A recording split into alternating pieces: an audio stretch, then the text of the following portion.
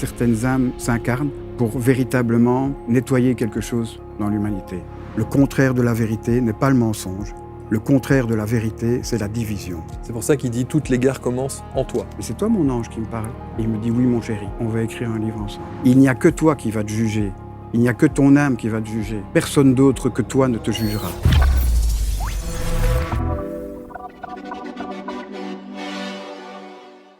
Bienvenue, nouvelle rencontre avec mon invité qui vient de Belgique, installé sur les canapés. C'est un vrai plaisir de l'accueillir. Pascal Zabus est là avec nous. Bonjour Pascal. Bonjour Marc. Ça va? Oui. Alors, je ne sais pas qui je reçois aujourd'hui. Est-ce que je reçois Pascal Zabus ou est-ce que je reçois Lord Wilmore? Ah, non, c'est plutôt le petit Pascal dans le Lord Wilmore. Ouais. Oui. Il faut expliquer qui est Lord Wilmore. Alors, Lord Wilmore, c'est d'abord une des identités du comte de Monte Cristo quand il fait le bien, mais c'est surtout mon pseudonyme en tant qu'artiste, que ce soit dans le rock ou en peinture contemporaine. Alors, mais là, vraiment, c'est plutôt Pascal. Hein. Plutôt Pascal, Oui. évidemment. On va voir ça. Publicitaire, cinématographique. Vous êtes né dans les Ardennes belges. Oui. En 62. C'est important de remettre tout ça dans le contexte parce qu'on pourrait se dire qu'avec tout ce qu'on va se raconter là, on pourrait se dire, en faisant du rock, il a peut-être pris des trucs. Non. Qui aujourd'hui lui montent au cerveau et il n'est pas très clair dans son esprit. Mais si, en fait. Ah ben, ça je le dis bien. Moi, j'ai jamais pris d'acide parce que j'aurais pu me dire, ah oui, c'est des remontées d'acide ou quelque chose. Ça, j'ai jamais fait. Ouais. Donc vous êtes sain de corps et d'esprit, comme dirait l'autre. Je pense. Bon, en tout cas, si vous ne l'étiez pas, votre ange, vous ne serait sans doute jamais rentré en contact avec vous. Ça, je suis pas sûr. Non. Non, il serait quand même venu.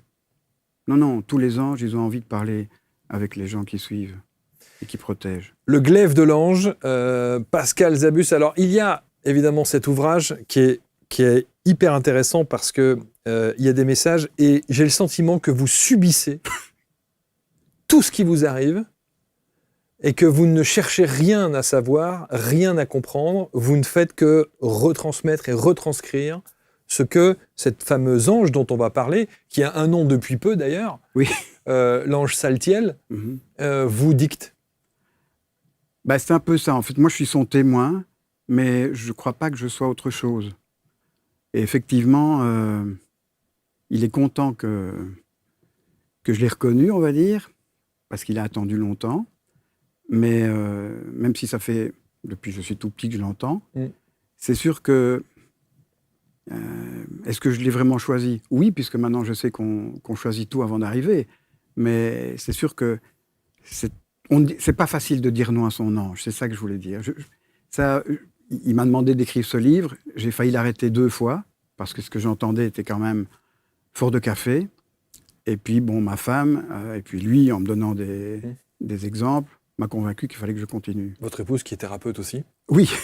Voilà, donc, comment vous le savez? Je sais. Ah oui? Et donc, du coup, puisqu'elle est plutôt ouverte à ça, elle est dans cette dimension-là aussi, quelque part. Oui, alors elle est thérapeute en plusieurs approches, en ACP, en sensitive gestalt massage, en sophrologie. Mais elle n'entend pas son ange. Ouais, c'est un petit peu son drame. Ouais. Je lui dis, peut-être un jour ça viendra. Mais c'est pour ça qu'il faut prendre ça comme une chance extraordinaire. Mais vous, j'ai parfois le sentiment que vous prenez ça comme d'abord une responsabilité, que parfois ça vous pèse et que vous aimeriez aussi de temps en temps vous en détacher en disant j'aimerais pas avoir en permanence tout au long de ma vie cette responsabilité. Ah, c'est sûr que c'est une responsabilité. D'ailleurs, l'ange le précise très bien. Toutes les âmes ne choisissent pas, la preuve, d'avoir la connexion avec son ange, parce que c'est une responsabilité. Et là, c'est sûr que des fois, c'est un peu lourd, quoi. Parce que avant, je disais, j'ai rien demandé à personne. Bon, là, c'est sûr que maintenant, je sais que mon âme a tout choisi. Donc là, je suis bien au courant. Alors, on va être très honnête aussi, Pascal. Vous m'avez envoyé un mail. Oui. Vous m'avez dit, j'ai rien à vendre. C'est vrai. J'ai rien à expliquer. Je veux simplement partager des choses. C'est ça. C'est ça parce que, bon, évidemment, maintenant, il y a le support d'un livre, mais ce que moi, je veux transmettre, et même mon ange, il s'en fiche un peu. Ce que je veux transmettre, c'est ses enseignements. Mais lui, il n'est pas là pour vendre du livre, et moi non plus. Alors, il y a évidemment ce titre aussi, Je suis mort à l'âge de 11 mois. Oui. Est-ce que c'est le déclenchement de tout ? Est-ce que on pourrait se dire qu'il y a toujours un déclencheur et un point de départ dans l'existence d'une âme qui vient s'incarner sur ce plan terrestre ? Et donc, du coup, est-ce que c'est à 11 mois, ce qui est tôt, pour le coup ? Qu'est-ce qui s'est passé ? Ce qui est tôt, oui. Alors même, ça commence même avant, puisque ma mère se fait opérer à 6 mois de grossesse d'un kyste qui est juste à côté de mon cerveau. Après, elle met 24 heures pour me sortir, on va dire, pour m'accoucher. Et puis, à 11 mois, je fais une crise de convulsion. Et pendant 20 minutes, j'ai plus de pouls, je ne respire plus. Et ma mère me secoue comme un pantin désarticulé. C'est votre père qui vous sauve. Alors, en tout cas, il a probablement sauvé mon cerveau. J'ai toujours eu des problèmes à me dire est-ce que c'était une bonne idée ou pas. Mais effectivement, il était kiné et il avait fait une petite tente à oxygène avec des couvertures. Et comme il avait des bouteilles d'oxygène comment on va dire, de plongée sous-marine, bon, il s'est dit, tant qu'à faire, en attendant le médecin, on ne sait jamais que ça fonctionne. De fait, ça a fonctionné. Ça a fonctionné. Voilà. Donc, quelque part, effectivement, il vous a quand même sauvé la vie. Bon, ceci dit, malgré cet épisode qui est quand même qui se termine plutôt bien, vous êtes là, vous avez grandi, et alors, vous le dites effectivement dans le livre, c'est que vous grandissez avec ce qu'on entend régulièrement ici sur cette chaîne, des perceptions, des ressentis, des visualisations, Oui. des choses comme ça. Depuis tout petit. Évidemment, au début, moi, en tant qu'enfant, je crois que tout le monde a le même genre de phénomène. Ouais. À un moment donné, je me rends compte que non. Mais comme mes parents sont assez ouverts à la chose, je peux en parler avec eux et il n'y a pas de problème. Et puis, bon, je le dis aussi un peu dans le bouquin, ma mère n'est pas en reste en termes de phénomènes un peu paranormaux. Ouais. Donc voilà, donc ça c'était bien. Si j'étais tombé dans une famille vraiment rétive à l'histoire, ça aurait été plus compliqué, je pense. Ouais. Mais là, bon, ça s'est bien passé. N'empêche que, bon, il y a eu des fois où on se dit, mais pourquoi moi ? Pendant presque 40 ans, je me suis dit, mais pourquoi moi ? Qu'est-ce qui m'arrive ? Pourquoi moi quoi ? Pourquoi ça m'arrive ? Pourquoi vous ressentez ça ? Mais oui, maintenant je le sais, puisqu'il me l'a expliqué. Oui. Mais jusque-là, moi je me disais, c'est parfois lourd. Ce qui s'est passé vers 99, là c'était too much, quoi. J'entendais ce qui se passait dans la tête des gens. Et le problème, c'est qu'on le sait tous, on ne se balade pas dans la rue en se disant « Ah, la vie, c'est chouette ». Non, c'est mes problèmes avec l'URSSAF, comment je règle mon histoire extra-conjugale, enfin bon, mon cancer, etc. Et quand vous prenez ça dans la tronche tout le temps, ce qui était mon cas autour de 99-2000, j'en pouvais plus. Et donc, j'ai essayé que ça s'arrête. Donc, j'ai été voir des exorcistes. Donc là, ça va du prêtre noir habillé en rouge qui voltige autour de vous, ou bien le gars qui a l'air pas très content, derrière son bureau, habillé tout en gris. Mais ceux qui ont véritablement réglé le problème, entre guillemets, partiellement, ce sont des exorcistes, si je me souviens, à Montpellier. Je ne les ai pas vus, mais eux me voyaient. J'ai raconté mon histoire, et quelques jours après, disons que je n'entendais plus les choses qui se passaient dans la tête des gens. Mais juste, comment se fait-il qu'eux vous voient et que vous ne les voyez pas ? Parce je ne me souviens pas, c'est un peu bizarre. Je me souviens avoir raconté à une personne, mais il y avait une vitre, et je me dis, c'était peut-être une vitre sans teint. Okay. Bon, voilà. Mais en tout cas, ce qui est sûr, c'est ceux-là, je ne les ai pas vus, mais ceux-là, ça a marché. Ça a marché. Et donc, ça veut dire que ça vous coupe de tout ? Pas de tout. Bah non. Non, puisque l'ange non, n'est pas les prémonitions, ça c'est resté. Ouais. L'ange, il est resté, tant mieux. Ouais. Les morts aussi. Mais par contre, je n'entendais plus, et j'entends toujours pas, et je ne veux plus. Je ne veux pas recommencer. Je n'entends pas ce qui se passe dans votre tête, par exemple. Mais il y a 25 ans. Fort heureusement. Sinon, ce serait bien compliqué. Oui, ça c'est sûr. Non, mais là où certains pourraient considérer ça comme une chance extraordinaire. Non, moi personnellement, je ne trouve pas que c'est une chance. C'est une responsabilité, c'est parfois compliqué, parce que ce que vous entendez, c'est pas facile à dire aux gens. Ouais. C'est très confrontant. Vous n'êtes pas obligé de les dire. Non, mais ne serait-ce que le plaisir de s'installer. Parce que les gens, ils sont vite... ne serait-ce que se mettre à une terrasse de café et de voir un peu ce qui... Moi, j'adorerais. Hmm. Non. Non, je ne suis pas un phénomène de foire et pas envie de le devenir. Pas envie de le devenir. Ah non.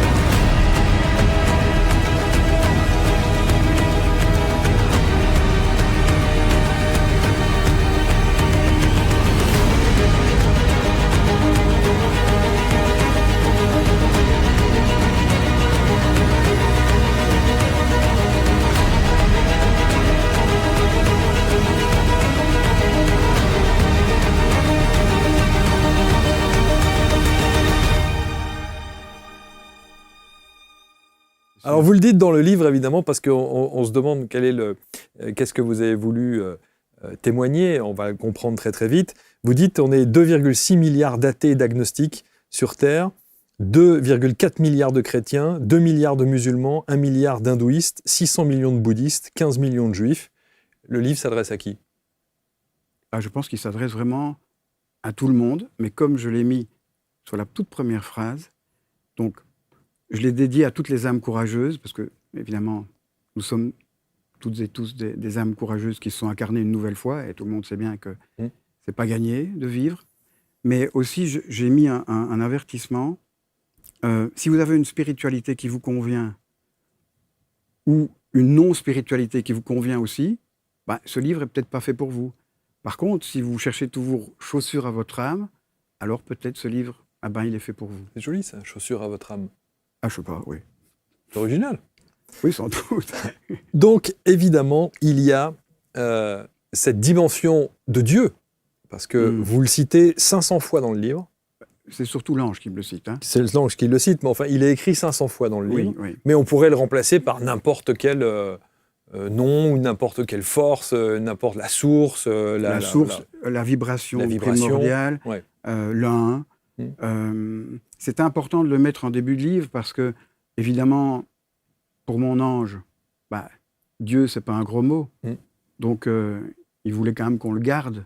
Parfois, il s'adapte un peu et il dit plusieurs fois la vibration primordiale, créatrice et unifiante. La vibration primordiale, ça c'est bien aussi. Ça. Oui, c'est ce qu'elle est, parce que tout est vibration, ça j'imagine que nos spectateurs le savent bien. Et je ne savais pas spécialement, moi. Hein. C'était pas votre univers, tout ça, hein.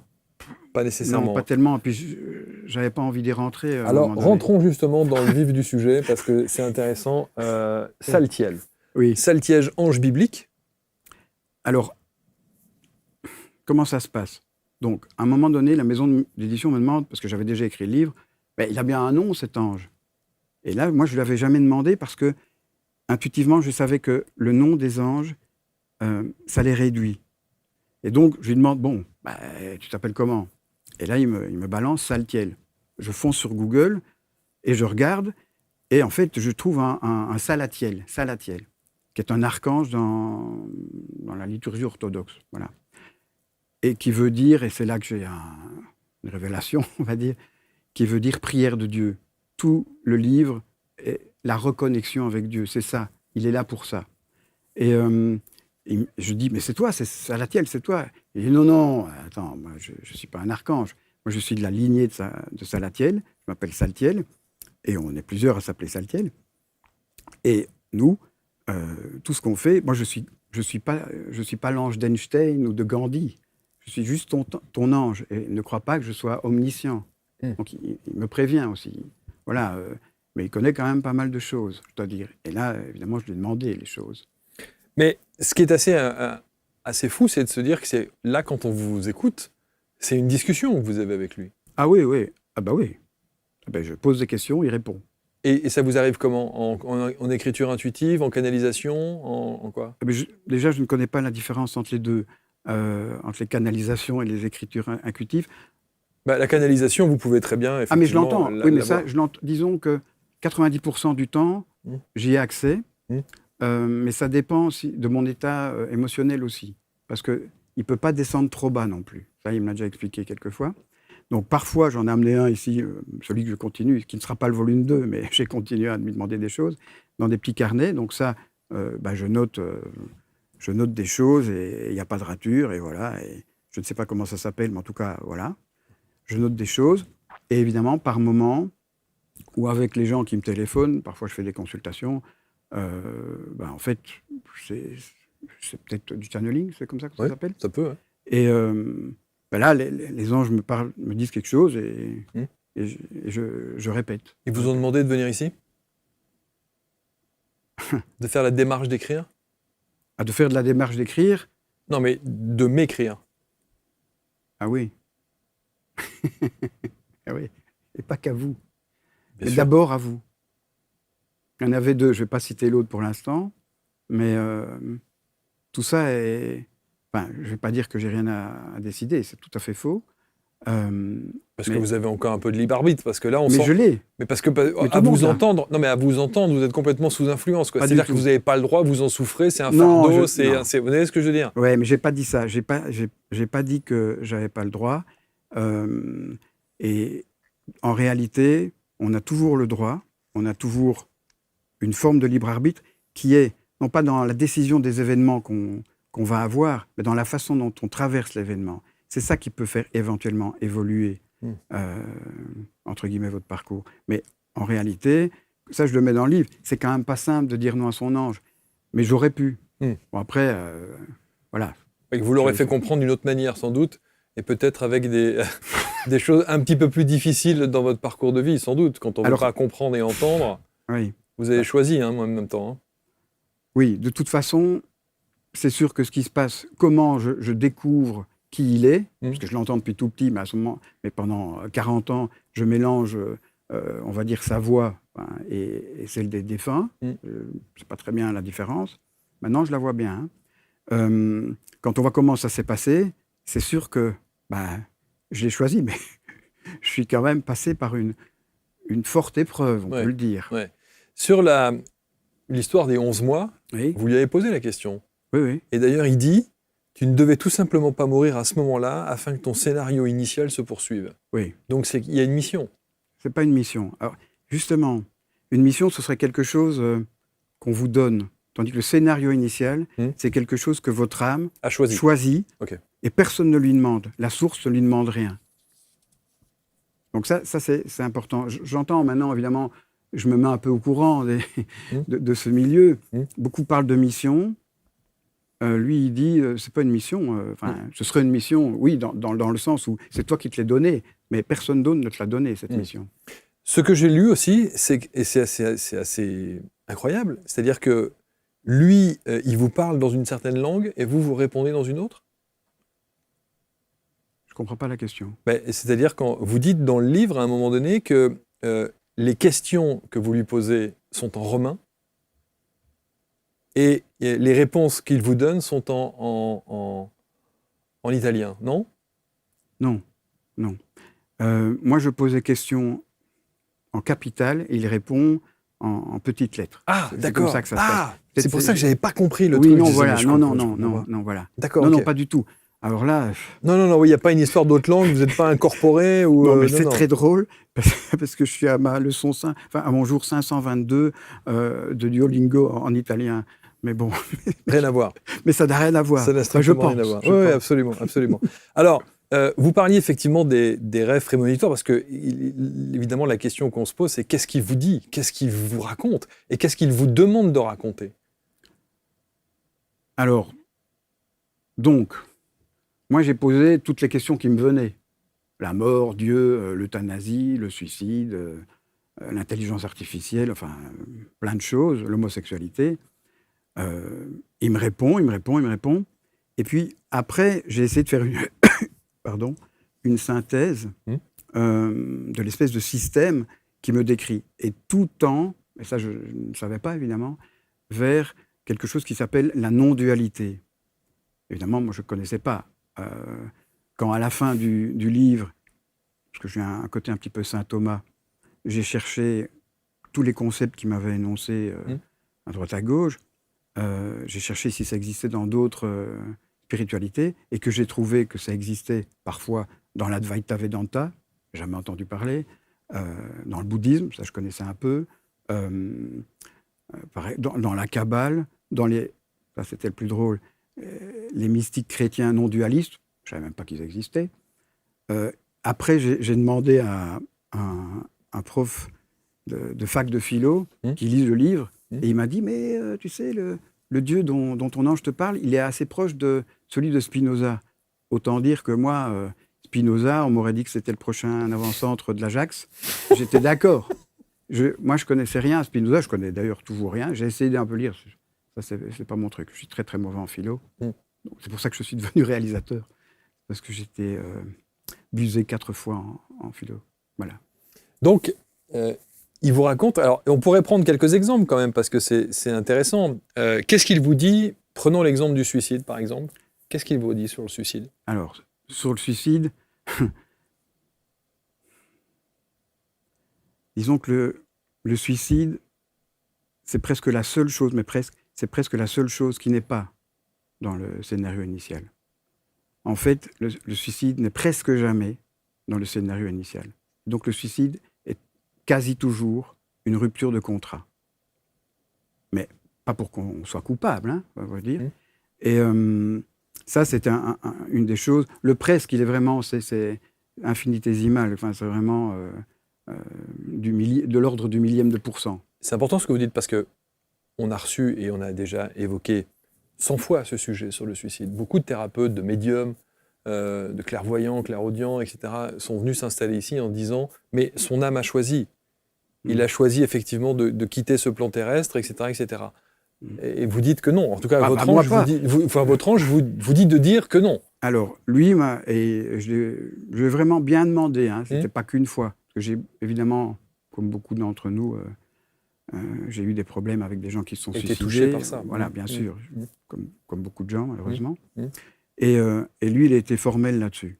Je sais que, évidemment, tout le monde n'a pas cette position. Ouais. Mais lui, je pense aussi parce que, comme lui, il est là pour, entre guillemets, promouvoir, il ne promeut rien, lui, hein, mais pour promouvoir la réunion avec Dieu, en Dieu, le lien en Dieu, c'est ça qui l'intéresse. À mon avis, c'est aussi pour ça qu'il a dit ça. Mais il a quand même bien argumenté, il me semble, comme quoi, non, c'était pas dans le contrat initial. Et voilà. Donc, par contre, il a expliqué, ça c'était drôle, il a expliqué qu'il y a comme une mise à jour automatique, comme s'il y avait le bug dans le code, bah, il était automatiquement rétabli. Où vont ces âmes qui se suicident? Ça, je n'ai pas posé la question, mais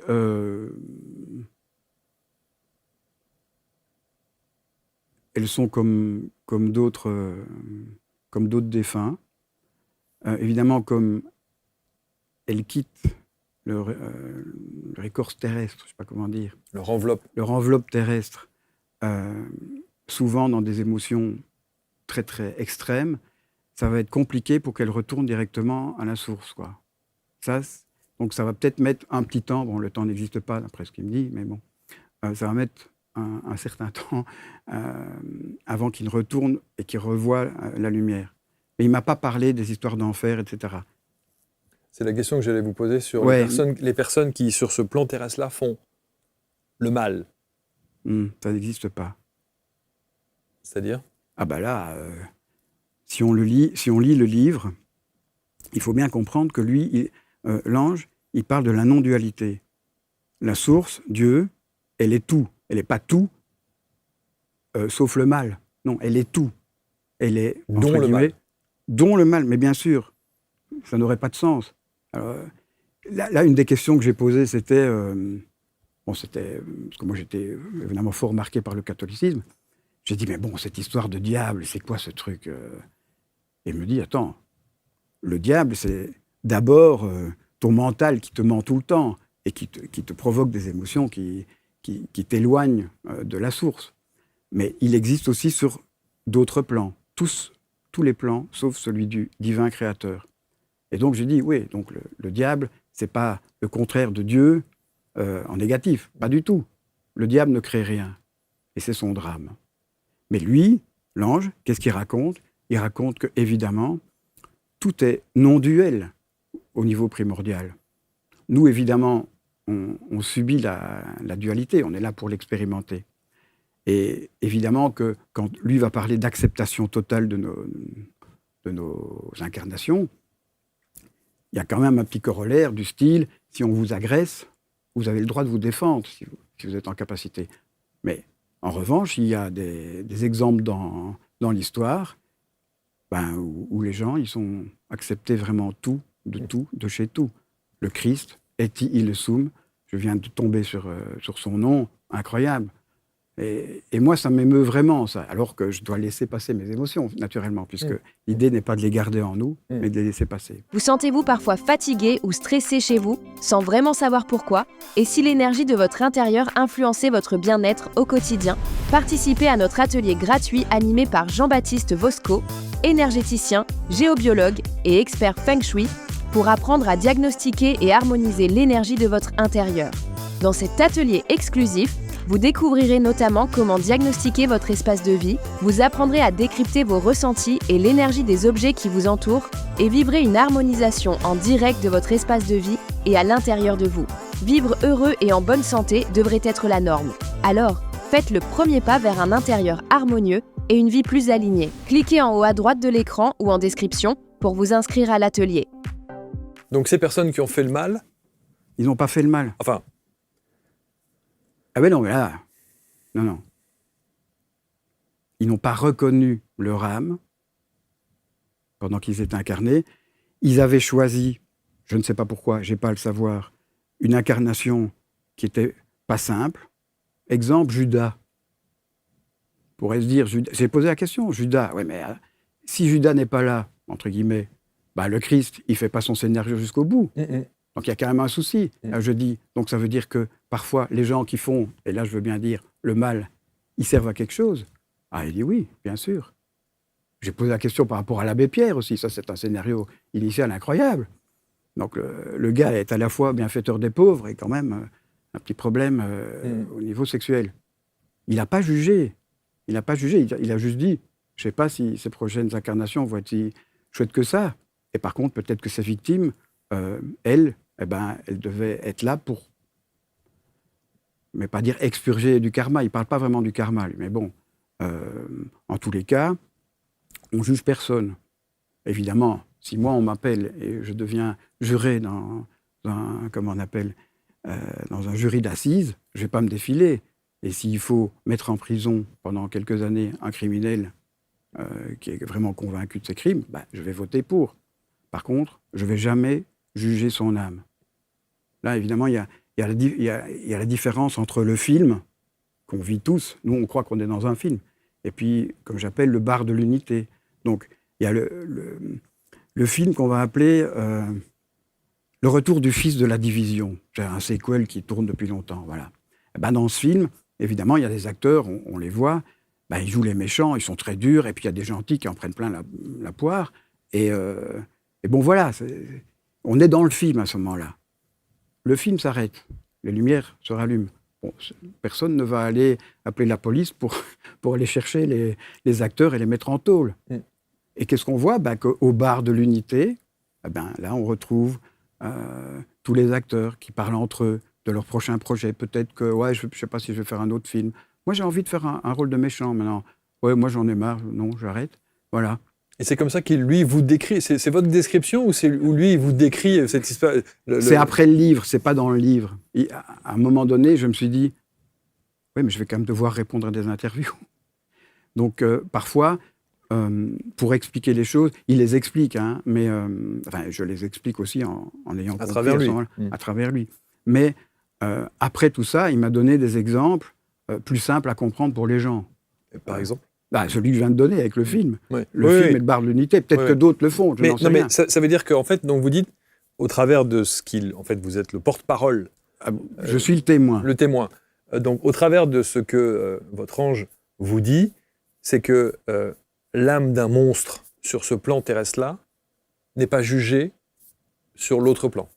Absolument. Ça, je l'ai bien demandé. Mais non, sinon Dieu ne serait pas Dieu. Dieu, il ne juge pas. Dieu, s'il était dans le jugement, ça ne va plus. Donc, Non, mais évidemment, non, mais on dit souvent qu'il devra répondre de ses fautes. c'est autre chose. Ah non, mais comment ça se passe? Il n'y a que toi qui vas te juger. Il n'y a que ton âme qui va te juger. Personne d'autre que toi ne te jugera. Ça, c'est une phrase qui m'indique texto. Et donc, quand l'âme revient dans, on va dire, le sein de Dieu, le soi primordial, comme on veut, c'est elle qui va revoir sa vie et qui va se dire « Ah ouais, là, j'aurais qu'un pu faire mieux » et qui va, ou pas, décider de revenir. Et évidemment, je me suis posé la question plusieurs fois parce que c'était trop dur, l'histoire de l'acceptation totale. Donc, je me suis dit « Ouais, mais bon, moi, je ne vais pas assumer ça. T'imagines les gens qui sont nés handicapés ou bien des grands brûlés, etc. Je ne vais pas pouvoir assumer. » Et là, il me donne l'exemple de Nick Vujicic, impossible à prononcer, qui est un Australien qui est né sans bras et sans jambes. Qui est extraordinaire.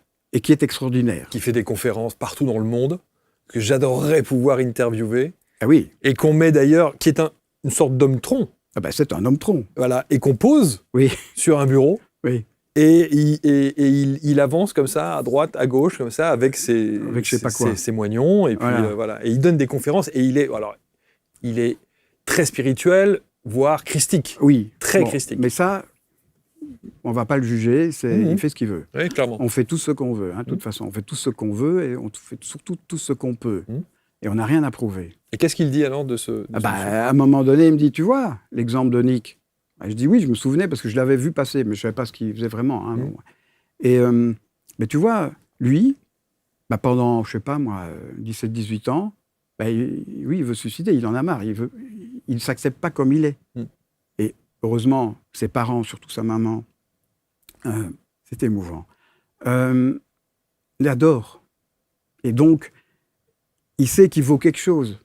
Et donc, à un moment donné, vers ses 19-20 ans, il se dit, ok, moi je m'accepte comme je suis et je m'aime comme je suis. Et à partir de ce moment-là, ça déroule. Là, maintenant, il est mondialement connu, il est marié, des enfants avec des membres. Et bon, lui, il facture 70 000 dollars le passage australien à chaque conférence. Clairement. Et donc, moi, ce qui m'a intéressé, là, à ce moment-là, je me suis dit, ok, si lui a pu, moi, je vais pouvoir. Et maintenant, ce que je fais, évidemment, ça, c'est pas du tout dans le livre, moi, je me suis intéressé justement, vous avez parlé du mot monstre, et c'est exactement le mot. Avant, on aurait parlé de monstre. Et en fait, ces gens-là, évidemment, sont des êtres humains à 200% comme nous. Ils ne sont pas des êtres humains demi ou quart d'êtres humains.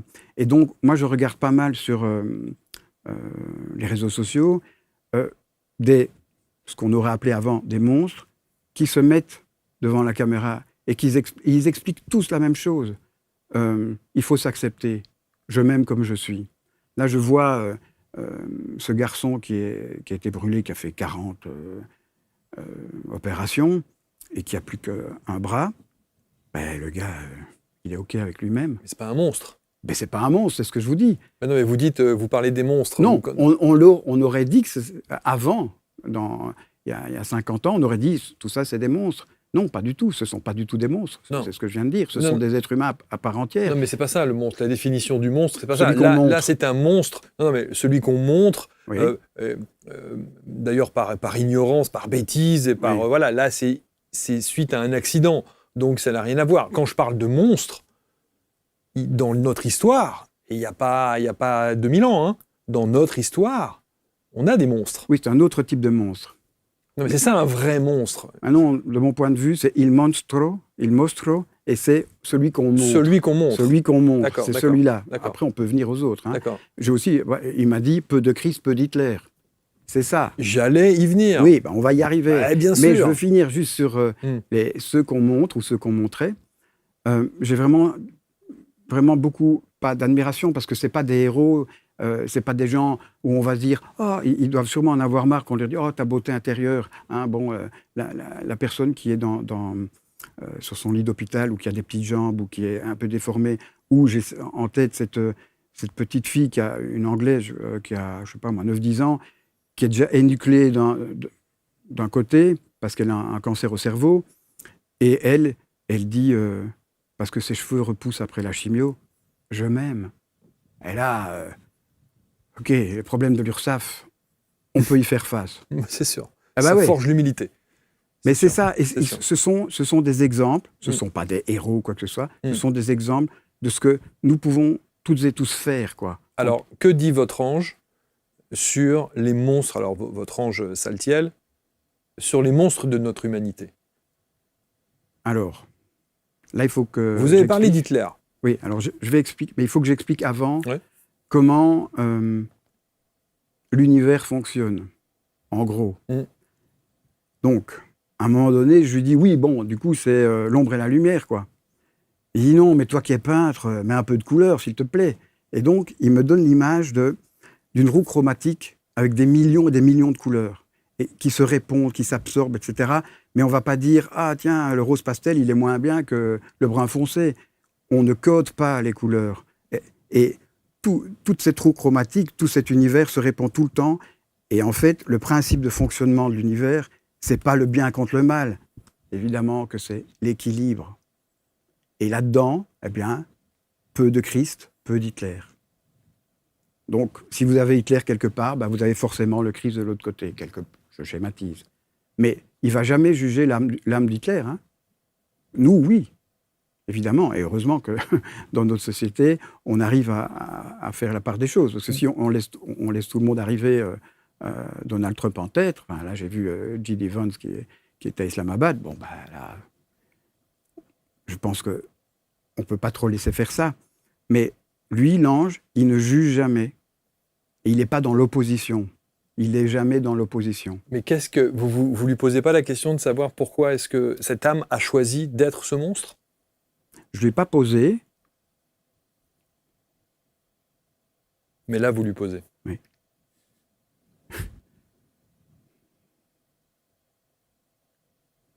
Il ne pouvait pas faire autrement. C'est la réponse. Il ne pouvait pas faire autrement.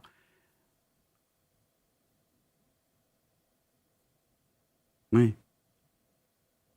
Il dit, ah oui, tu ne connais pas ces milliers d'autres incarnations avant.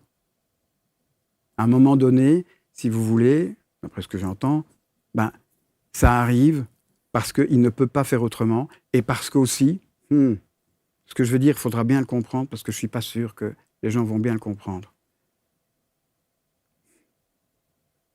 Je ne sais pas s'il faudra le garder, ça. Bien sûr que si. Ben, certaines âmes s'incarnent pour véritablement nettoyer quelque chose dans l'humanité. Je le dis comme je l'entends, je ne sais pas si c'est vraiment entendable, ça, mais bon. Si, il me dit de toute façon, tout est entendable. Si les gens ne sont pas capables, ben, un jour ils le comprendront. De toute façon, il m'a dit tellement de fois, tu n'es pas là pour comprendre, tu es là pour accepter, que bon, maintenant je le fais. Voilà. Mais c'est vrai que c'est une question que je n'avais pas posée. À un moment donné, c'est vrai que, je lis dans le livre, s'il y a des gens qui ont plein de questions, ben, qui me les envoient. Moi, je veux bien les poser. Moi, je ne suis pas contre. Hein. L'euthanasie. Ah, L'euthanasie, vaste sujet, oui. vaste débat, vaste querelle. Mhm. La fin de vie, évidemment. En France, c'est vu d'une certaine manière. Chez vous, en Belgique. Oui, alors j'habite Versailles depuis 25 ans, mais en Mais- Belgique, c'est vrai mais à Belgique- qu'on est un peu plus, entre guillemets, pas avancé, mais dans une autre démarche, on va Oui, dire. c'est vrai.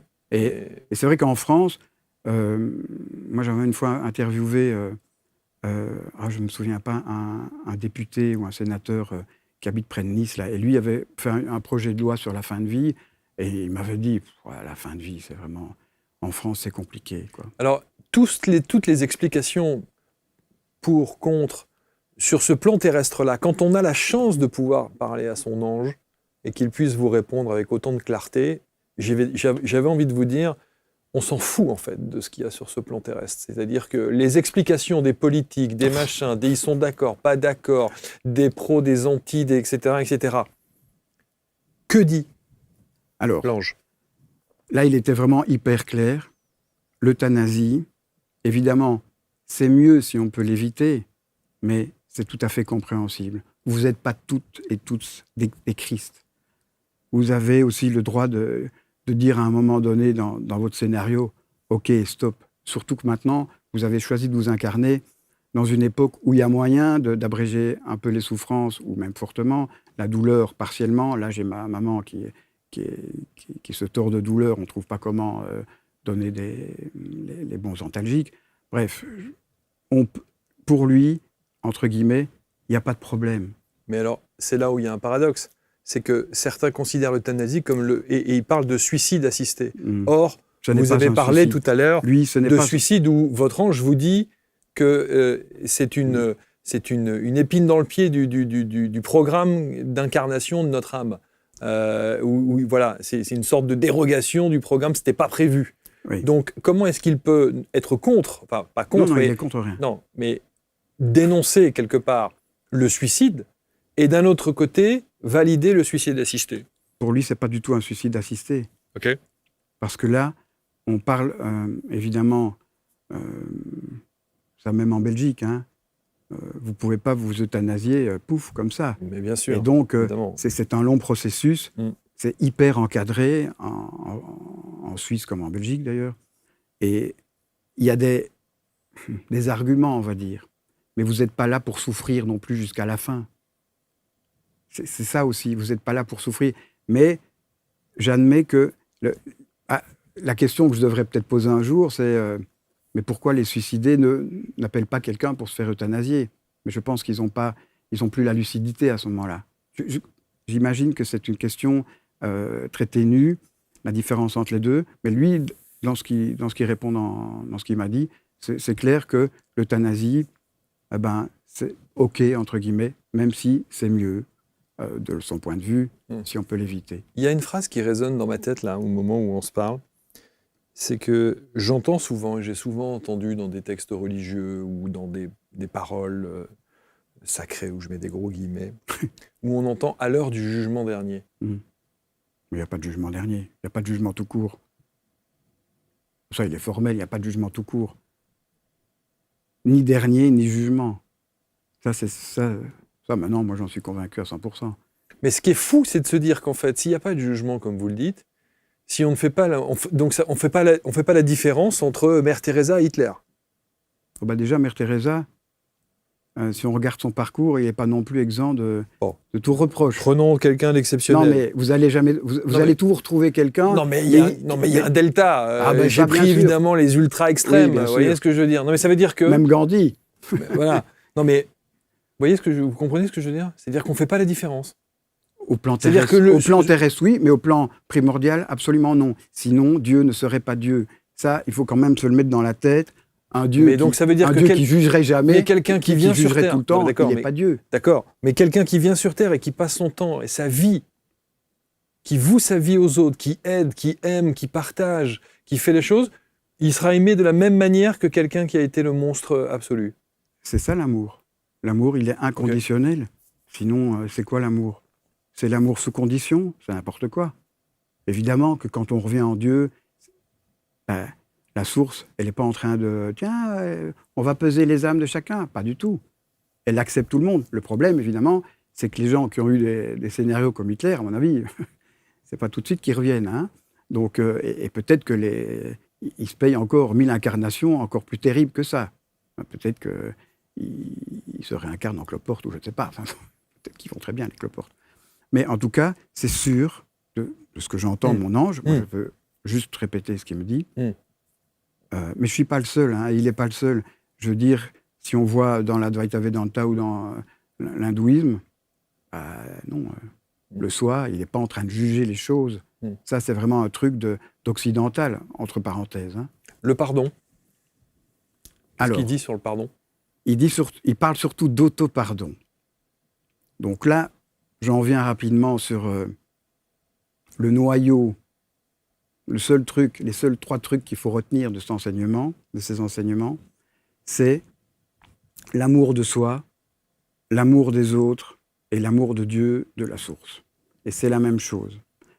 L'amour de soi, c'est ça le problème de l'humanité, c'est que, en fait, on ne s'aime pas assez, et c'est pour ça qu'il y a des guerres. Parce que 8 milliards, je ne sais pas le dire parce que 8, je suis belge, mais 9 milliards de gens qui ne s'aiment pas eux-mêmes. Vous imaginez la somme incroyable de vibrations négatives pour le coup. C'est pour ça qu'il dit toutes les guerres commencent en toi. Toutes les guerres commencent en moi, absolument, et en vous, et vous qui nous écoutez. On n'est pas Donald Trump, on n'est pas Poutine et on n'est pas le président chinois, donc on ne va pas régler la géopolitique. Par contre, nous, chacun de nous, on peut à tout instant se pardonner et se dire c'est OK ce que je vis, et ne pas to spread en anglais, je me fais mon Jean-Claude Van Damme, ne pas diffuser cette énergie négative qui font le lit des guerres. Mais ça, les gens, le jour où les gens vont le comprendre, ils vont se dire « Ah mais oui, en fait, moi je peux agir sur les guerres. Si moi, évidemment, il faut que tout le monde le fasse, mais bon voilà, peut-être qu'il y a un delta, un nombre, je sais pas moi, quantique ou quoi, où tout bascule, j'en sais rien. Mais en tout cas, ce qui est certain, c'est que cette idée de s'auto-pardonner, de s'aimer comme on est, c'est la première à pratiquer. Et donc, il va parler d'auto-pardon, d'acceptation totale de ce qu'on est. On est parfait. Vous êtes parfait. On est tous parfaits. On croit qu'on est imparfait parce que la société, mais pas que, nous vend des choses impossibles. Vous devriez être comme ci, comme ça. Non. Il n'y a pas une vie plus intéressante ou mieux qu'une autre, ou moins bien. Non. C'est tout. On est parfaitement imparfait. Absolument. Il le dit d'ailleurs. Même l'imparfait est parfait. Mais ça, c'est de la non-dualité radicale.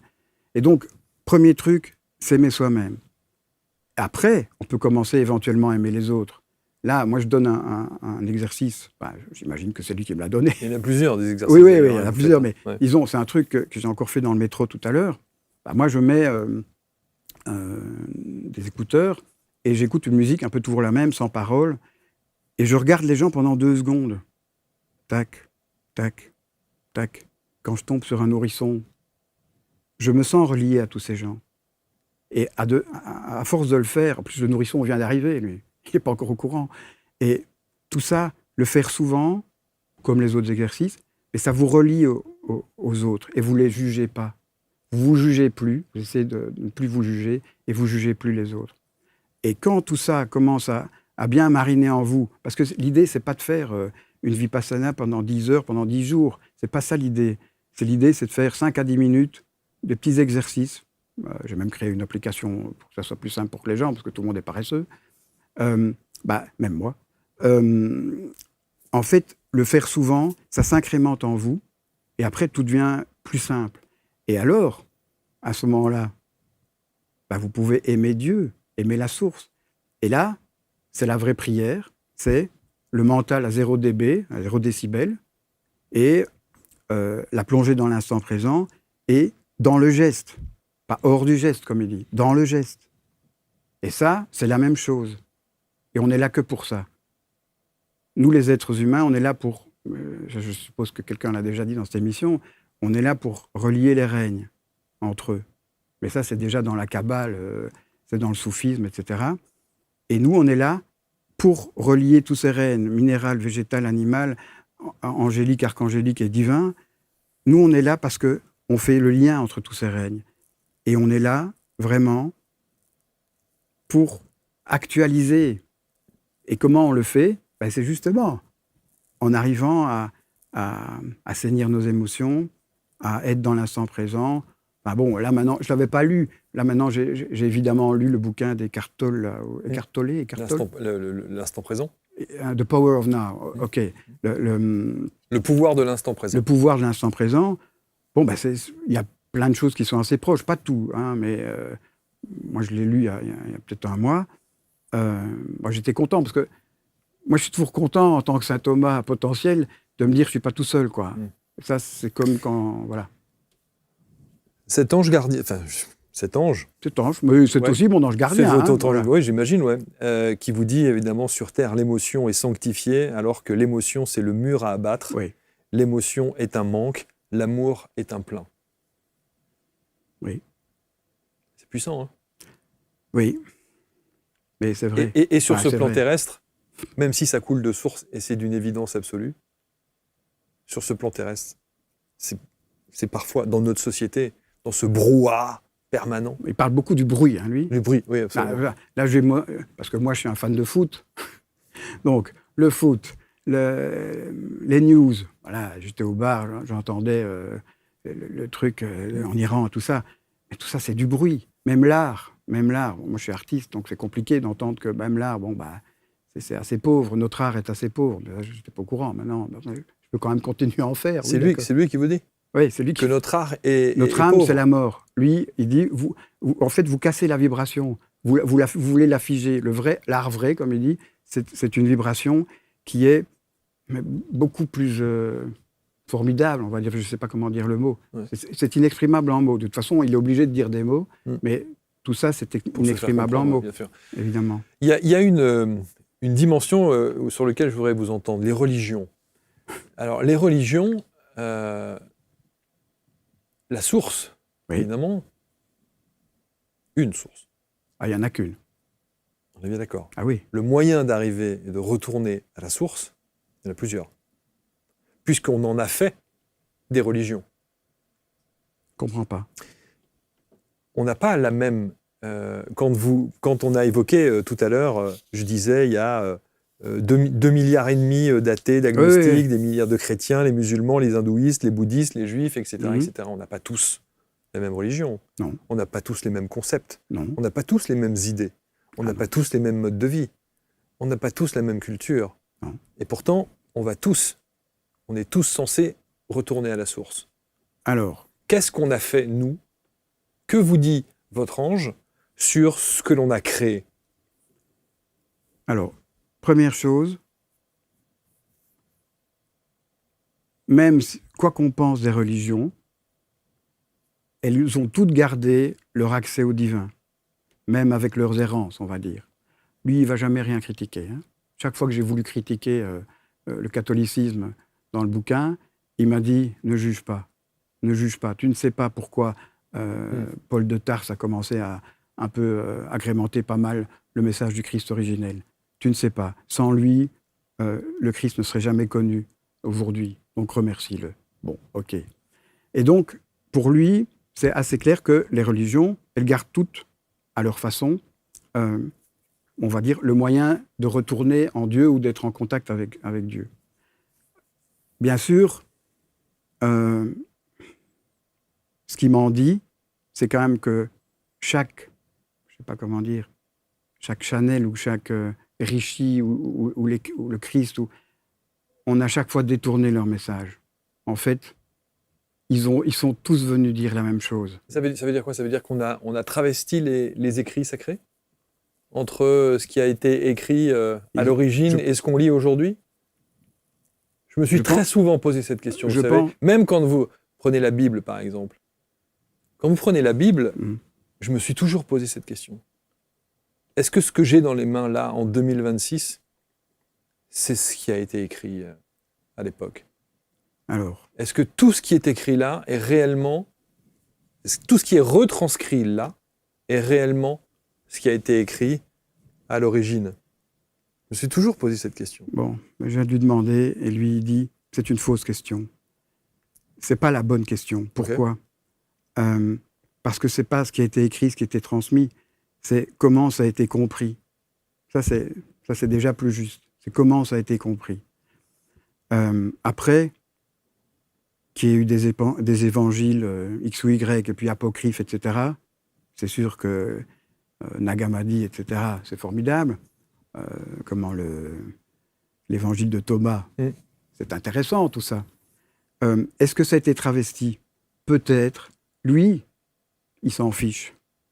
Parce que ça, je vais vous le lire, parce que je viens de le canaliser il y a quelques jours. Je peux le lire? Bien sûr. Je ne vais pas tout lire, mais un petit peu. À un moment donné, je parlais de... c'était quoi la vérité? Alors, j'arrive. Où c'est? Il y en a des pages. Oui. Toutes les vérités sont bonnes, entre guillemets, à dire, car tout est vrai. Et un peu plus loin, il va me dire, le contraire de la vérité n'est pas le mensonge. Le contraire de la vérité, c'est la division. Et ça, c'est un truc, le contraire de la vérité n'est pas le mensonge. Le contraire de la vérité, c'est la division. Alors, Il me dit, ça va pas être facile à argumenter pour toi, étant donné ce qu'on sait tous les deux de ton incapacité à philosopher et à manier des concepts abstraits. Mais tu vas juste affirmer sans t'opposer. L'unique vérité, c'est Dieu, c'est l'un. La vibration créatrice et unifiante. Et dans cette vérité, c'est marrant, le mensonge et l'erreur d'appréciation prennent autant de place que le reste que vous appelez vérité. Sans mensonge ou supposé tel, pas de vérité possible. Et bam! Pourquoi ? Parce que chaque fois qu'on va s'opposer à la vérité, ben on n'est déjà plus dans la vérité, la seule qui existe, qui englobe tout. Mais évidemment, ça c'est quelque chose qui est compliqué à intégrer. Notre ego, il ne peut pas supporter ce genre de phrase. Vous vous êtes déjà demandé s'il vous disait la vérité ? Ah non, jamais. Ah, pour moi, c'est sûr.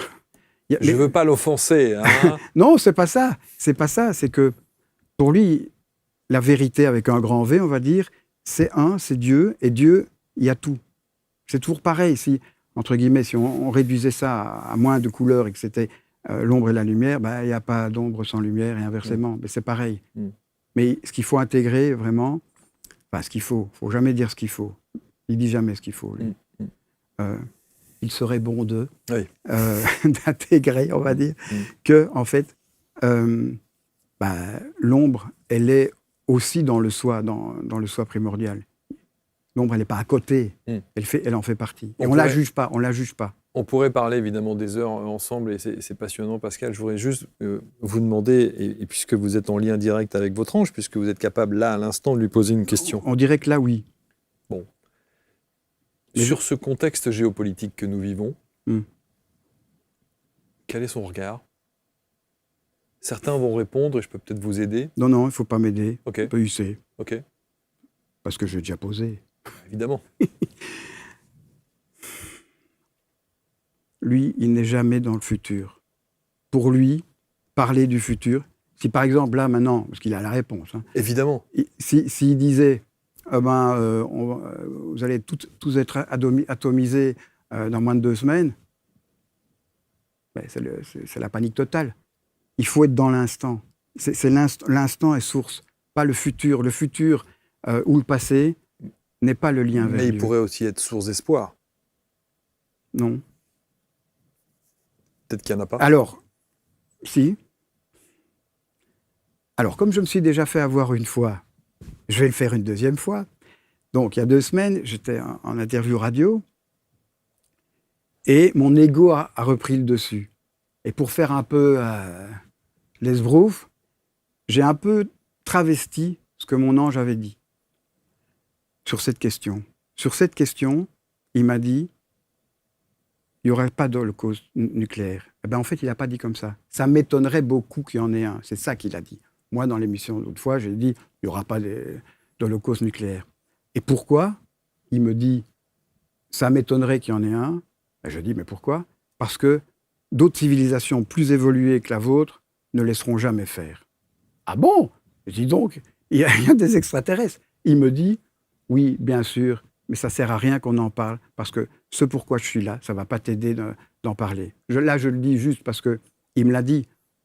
Bon, ça paraît assez évident qu'avec des milliards et des milliards d'étoiles et de galaxies, on ne soit pas tout seul. Bien sûr. On ne soit pas tout seul. Mais en tout cas, pour lui, ça c'est clair. Et je suis content parce qu'il y a un monsieur, mais je ne connais pas son nom, Marc quelque chose, qui fait aussi des livres, qui dit qu'on est quand même un peu monitoré par les extraterrestres. Moi, je ne suis pas tellement dans cette histoire et mon ange, il s'en fiche un peu de tout ça. Mais en tout cas, ce qui est certain, c'est que lui, il ne va jamais me dire il y aura la guerre en Europe, parce que j'ai 2 enfants qui sont en âge de combattre. Ça m'intéresse, je suis comme tout le monde. Je suis aussi inquiet par moment. Et donc, il m'a dit je ne répondrai pas à ta question, parce que tu ne dois pas connaître la réponse. Parce que connaître la réponse, c'est déjà t'empêcher de faire le lien avec Dieu. Parce que tu vas faire 1001 scénarios comme ça, et c'est pas la bonne idée pour toi, et pour personne. L'instant présent. L'instant est source, pas le futur. C'est pour ça que quand il parle d'astrologie, de loi d'attraction et autres, il ne s'oppose jamais, mais il dit, c'est pas là le lien vers Dieu. C'est pas comme ça que vous allez avoir le lien vers Dieu. Que dit-il de la médiumnité? Comment vous définissez là? La médiumnité? Exactement. Le contact défunt. Ah, lui, ça j'ai demandé. Lui, il me dit, parce que moi, même encore aujourd'hui, j'en entends, il m'a dit, tu les laisses aller plus loin, tu leur dis que tu les aimes, et c'est bien. En tout cas pour moi. Il ne dit pas que c'est bien ou pas bien, il ne va pas dire ça. Mais sans savoir, je ne demande pas par rapport au jugement, je demande simplement par rapport à toutes les controverses qu'il peut y avoir en disant mais non, on ne peut pas. Vous avez par exemple des zététiques qui vont vous dire non, on ne peut pas rentrer en contact avec des défunts, c'est des conneries, ou c'est du mentalisme pur, ou c'est ceci, ou c'est cela. Non, mais ça, Ah ouais. je suis bien au courant. Moi, j'en ai entendu de dizaines. Évidemment. J'en ai vu. Mais donc je sais que ça existe. Et lui, il ne va pas me contredire là-dessus. Il le sait. Si vous voulez, lui, il n'est pas rentré. Lui, il n'est pas rentré dans des histoires très techniques parce qu'il sait que c'est un hochet pour le mental, pour moi comme beaucoup d'autres. À un moment donné, il faut arrêter de savoir, ah oui, les corps subtils, tout ça, la Kundalini, machin, ok, mais en fait, si tu commences à acheter le prochain bouquin pour comprendre, et puis le prochain bouquin, et puis le prochain bouquin, ça ne sert pas à grand-chose parce que tu ne fais pas ce que tu dois faire, c'est-à-dire éteindre ton mental. Donc, il faut arrêter avec les trucs évidemment extrêmement précis et qui sont des hochets, qui peuvent devenir, pour certains, pas pour tout le monde, des hochets pour le mental.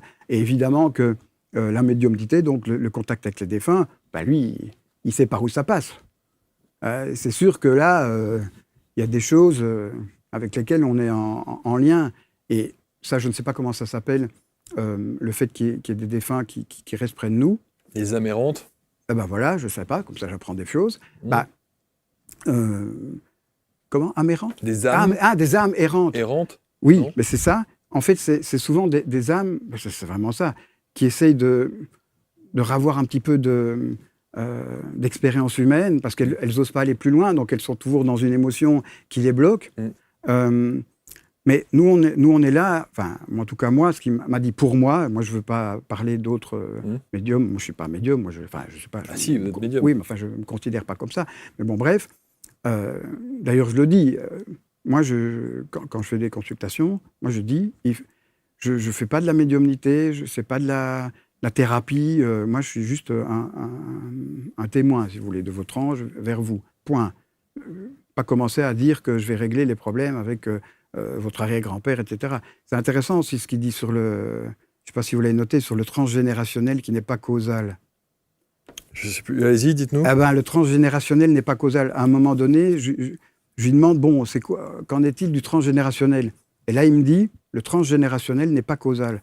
Ça veut dire quoi? Ça veut dire qu'on n'est pas le produit de nos ancêtres.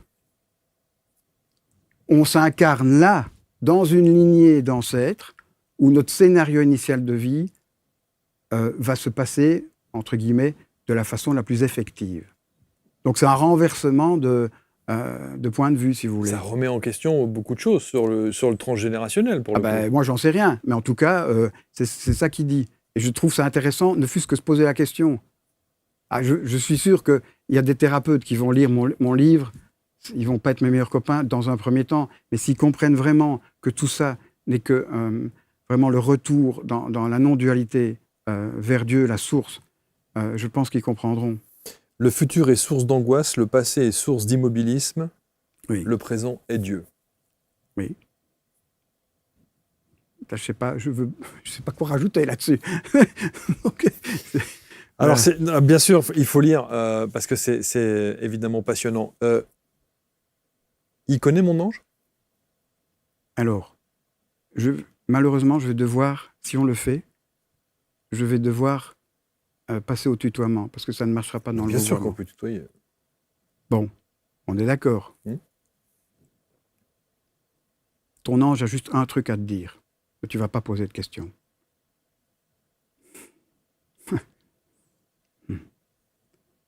Est-ce que tu crois, Marc, qu'il ne serait pas temps d'arrêter de chercher tout le temps la validation?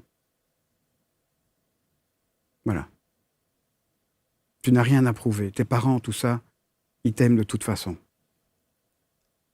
Tu es la meilleure version de toi-même, comme chacun de nous. Donc, arrête de te tripoter l'esprit jusqu'au fin fond. Voilà, il a ça à te dire. Il a ça à te dire. C'est même pas un problème. C'est juste... Voilà. Je ne sais pas si ça résonne en toi ou pas. Qui est mon ange? Mais ça, si on peut revenir au vouvoiement, mais si tu as lu le livre, ça, il veut plus que je donne le nom des anges. Il l'a donné 2 fois à ma femme et à une copine, et il m'a dit, maintenant t'arrêtes, parce que le nom des anges, tout ça, c'est du folklore. Nous, ça nous réduit. Je sais qu'il y a des gens qui vendent des livres et qui disent qu'il faut absolument appeler son ange. Mais vous l'avez fait. C'est pas comme ça que ça va. C'est pas comme ça que ça va marcher. Mais vous l'avez fait. Non, moi j'ai mis Saltiel parce qu'il voulait bien le mettre sur le bouquin, mais jamais je lui dis Saltiel, comment vas-tu? Je l'appelle toujours mon ange. Là, maintenant, je l'ai appelé mon ange. Jamais je lui dis Saltiel, ça le réduit. Il n'aime pas descendre jusque-là, si vous voulez. La phrase, c'est ta vibration la plus haute et ma vibration la plus basse, c'est là que nous fusionnons. Et donc, si je suis dans une émotion qui est trop forte, pour lui, c'est plus dur d'arriver, on va dire. Bon, évidemment, ça, comme on l'a vu encore hier, quand il y a un accident possible, évidemment qu'il se force. Et ça, on n'en a pas parlé de ce qui a déclenché toute cette histoire, mais c'est quand même cette histoire d'accident sur la 13 il y a 3 ans. Ouais. Je ne sais pas si on peut en parler, Si, oui, rapidement. Ouais. Tant qu'à faire. Donc, on revient d'une soirée à Paris, et à un moment donné, notre voiture se fait pousser sur 100 mètres par un camion. Et donc là, je vois ma femme qui conduit avec à 20 cm le nez du camion. Bon, expérience vraiment traumatisante. Après 100 mètres, le camion s'arrête croyant avoir crevé. Ça ne s'invente pas. Moi, sur le coup, je suis hyper content. C'est l'extra balle au flipper. Je discute, je blague avec le camionneur. Ma femme s'effondre, mais elle ne va pas avoir de stress post-traumatique. Moi, 2 jours après, je n'ose plus sortir et tout devient compliqué dans ma vie pendant au moins 1 an. Et puis, le médecin de l'assurance, peut-être qu'il n'a pas envie de trop payer, il me dit, vous devez absolument faire de l'EMDR. Donc, je vais aller faire des séances de EMDR. Et ça a très bien marché. Et à la dernière séance de EMDR, j'entends véritablement « les anges t'attendent ». Et je tombe par terre comme foudroyé. On finit la séance, je rentre chez moi. Et à ce moment-là, je demande « mais c'est toi mon ange qui me parle ?» Et il me dit « oui mon chéri ». Et à partir de là, on va commencer à discuter tout le temps. Et puis il va me dire « bon, maintenant on va écrire… » Au début, je n'ai pas tout noté. « on va écrire un livre ensemble, si tu es d'accord. » Je dis « ok, si on veut. » C'est quoi la suite pour vous, alors? Ouf. Pour finir. J'ai pas pensé à cette question. Il m'a tellement... C'est quoi votre mission, là, pour le coup? Moi, enfin, ouais, je sais que vous n'aimez pas le mot de mission, mais... Bon, moi, ce que je vais faire, c'est... je vais diffuser ce que je peux avec mes maigres moyens philosophiques, mais je ne vais pas en faire une maladie, comme dirait l'autre. Va venir ce qui doit venir. Je sais que j'ai d'autres podcasts à faire, d'autres émissions, des articles. Je ferai sûrement des rencontres, des dédicaces. J'ai envie de partager ça. Mais bon, par exemple, je suis sur Instagram, tout ça me fait rire. Je veux dire, parce que je débarque dans ce milieu spirituel. Et honnêtement, à part quelques-uns, je ne m'y sens pas très, très à l'aise, quoi. Mais mon ange me dit, là, maintenant, ne juge personne. Tout le monde a son rôle à jouer. Donc, je retire ce que j'ai dit. Il ne veut pas que je dise ça. On va lire le glaive de l'ange et les messages de l'ange Saltiel. L'ouvrage, évidemment, coécrit, alors. Ah ben, tout à fait. Ah, c'est drôle. J'ai voulu le déposer à la SSCD avec le nom de l'ange, mais ça n'a pas marché. Ça n'a pas marché. Évidemment. Et pareil, je voulais pas que mon nom apparaisse parce que ça me réduit aussi. Mais en fait, finalement, sur Internet, partout, évidemment, il y a mon nom et il n'y a même pas l'ange, le nom de l'ange. C'est d'une tristesse infinie. Mais bon, voilà, c'est comme ça que ça s'est passé. Et... Bon, et alors, vous êtes beaucoup plus sympa au naturel que sur votre photo qui donne... C'est pas grave. Vous êtes triste sur la photo. Non, je pense... quelqu'un qui s'en laisse pas compter. Et c'est pas de la spiritualité avec sucre ajouté, quoi. Et je pense que c'était la bonne photo. Je sais, il y a des amis à moi qui m'ont dit « Ah, tu fais peur sur cette photo ». Bah, je dis ça dépend. Merci Pascal. Merci Marc. Merci Saltiel. À lui, on peut lui dire merci. Mais je voudrais vraiment dire merci à tout le monde, parce que chacun, vous avez un rôle. Et vous êtes la meilleure version de vous-même. Ne l'oubliez pas. Et chaque geste compte. Et non, pour certains, si c'est la meilleure version d'eux-mêmes... Mais c'est ça l'acceptation. Heureusement qu'ils ne sont pas la moins bonne, parce que ça serait terrible. Ah oui. Merci Pascal. Ok, merci. Merci à tous, on se retrouve pour une prochaine rencontre. Merci de commenter avec bienveillance, comme toujours, on sera très attentifs. Et on se retrouve très très vite. Salut.